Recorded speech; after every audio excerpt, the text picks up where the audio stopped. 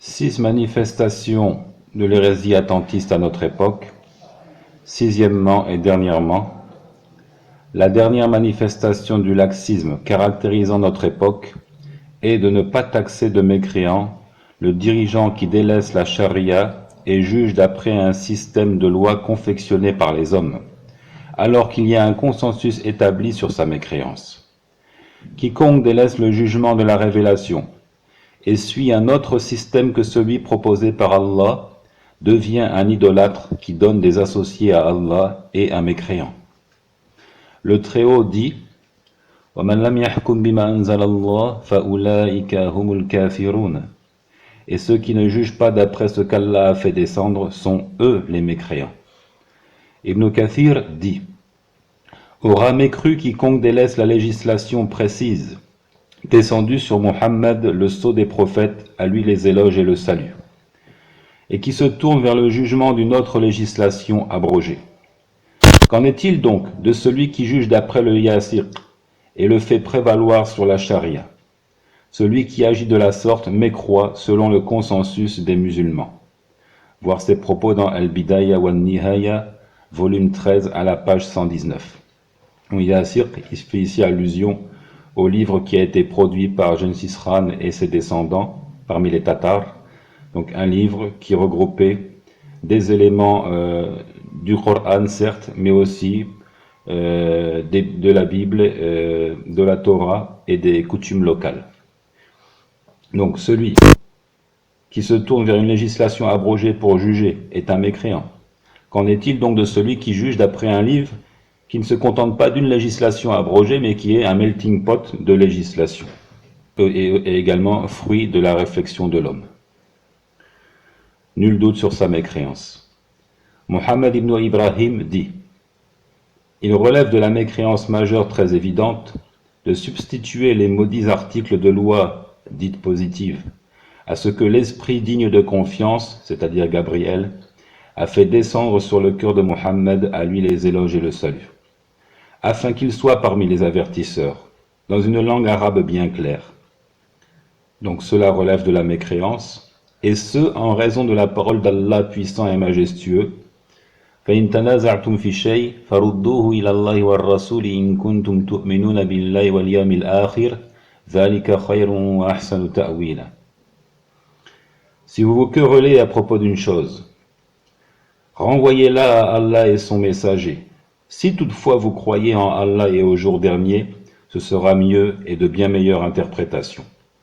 Fin de citation, les propos de Mohammed ibn Ibrahim dans Fatawa al-Sheikh, volume 12, page 284. Mohammed al-Amin al-Shinqiti dit « Quiconque suit une législation autre que le corpus apporté par le maître des descendants d'Adam, Mohammed ibn Abdillah, à lui les éloges et le salut, alors qu'il sache que son attachement à cette autre législation, en opposition, est une mécréance criante, faisant sortir de la religion de l'islam. » Voir Abawaul Bayan, volume 3 à la page 40. Et il dit encore « Seul celui qu'Allah a aveuglé et a privé de la lumière de la révélation doute encore de la mécréance et de l'idolâtrie de ceux qui suivent les lois dites positives, légiférées par le diable sur la langue de ses alliés, s'opposant à ce qu'Allah a légiféré sur la langue de ses messagers. » Voir ses propos dans Abawaul Bayan, volume 3, page 259, ici avec quelques libertés dans la reformulation. Conclusion. Je résume ici la vérité concernant ces points cruciaux sur lesquels apparurent des divergences et des oppositions avec l'école des anciens vertueux, Salafus Salih, de telle sorte qu'un laxisme ambiant s'installa au sein de la communauté. Premièrement, nous taxons de mécréance ceux qu'Allah et son messager ont taxés de mécréance. Nier ou douter de la mécréance des mécréants, clairement désignée par le texte, est une autre forme de mécréance et par conséquent, nous excommunions celui qui se retient d'excommunier les infidèles de base, mais aussi les apostats. Deuxièmement, c'est une déviance laxiste que de déclarer de manière absolue et inconditionnée qu'on ne peut excommunier la personne qui a sombré dans un acte de mécréance que si les preuves de sa culpabilité sont dressées contre elle, sans se soucier du caractère évident ou subtil de la question, sans prendre en compte qu'il s'agisse d'un polythéiste majeur ou pas.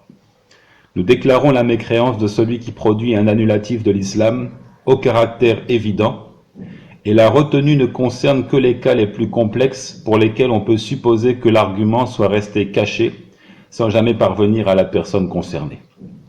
C'est encore l'analyse de ces cas subtils qui est laissée aux soins des ulama, tandis que tout le monde peut se prononcer sur ce qui est apparent et bien connu. Troisièmement, nous excommunions la personne qui se passe de vrai. Conformément à la définition de la foi donnée par les anciens de la communauté, une portion des œuvres est nécessaire pour valider et authentifier la foi. Si cette portion est absente, cela signifie qu'elle a apostasié, même si elle prétend le contraire. On ne veut pas signifier ici les œuvres du cœur ou sentiment, mais bien les œuvres produites avec les membres du corps comme la prière. Quatrièmement, nous considérons les adorateurs des tombes et de leurs occupants comme des idolâtres, mushrikoun, et non pas comme des musulmans. Le polythéisme majeur dans lequel ils ont sombré nous autorise à les nommer mushrikoun et à les traiter comme tels pour tout ce qui relève des règles et sentences de la vie présente, comme le mariage, l'héritage, les sacrifices animaliers, les rites funéraires. Toutefois, seul Allah connaît leur devenir final, et si jamais ils n'ont pas été édifiés dans la vie d'ici-bas, ils rejoignent la catégorie des gens qui vécurent entre l'envoi de 2 prophètes sans en connaître un seul, Ahlul Fatarat, et qui seront donc soumis à l'examen au jour de la résurrection comme les textes le prouvent. Il faut encore rappeler que ce n'est pas toute hérésie produite autour des mausolées qui relève de la mécréance majeure. Par exemple, invoquer Allah auprès des tombes en s'imaginant que c'est méritoire constitue une hérésie, bid'a, un grand péché, kabira, et un polythéisme mineur, shirkun asghar.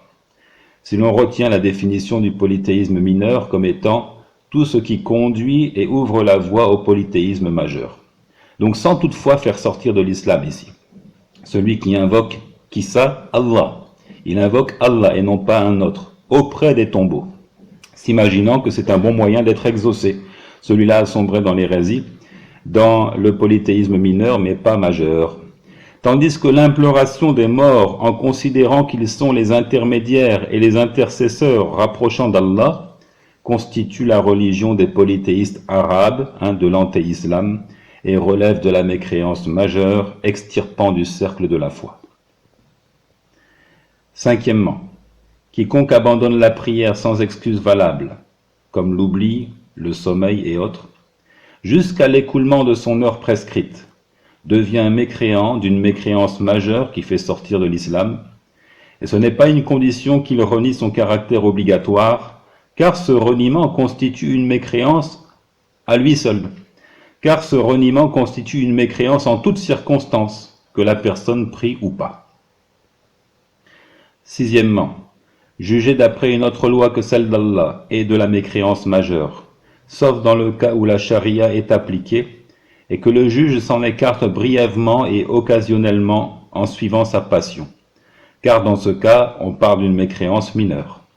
Quant à la mise à l'écart de la charia, et son remplacement par un système de lois décidé par les hommes, c'est de la mécréance majeure qui anéantit la foi. Sur ce, j'implore Allah, le miséricordieux par essence, qui fait largesse de sa miséricorde, de nous montrer la voie et de nous assister pour l'arpenter jusqu'à la mort. Ô toi qui fais chavirer les cœurs, raffermis nos cœurs sur ta religion. Montre-nous la vérité comme telle et accorde-nous de la suivre. Montre-nous l'erreur comme telle et assiste-nous afin que nous l'écartions. Wa sallallahu wa sallim ala nabiyyina Muhammadin wa ala alihi wa sahbihi ajma'in.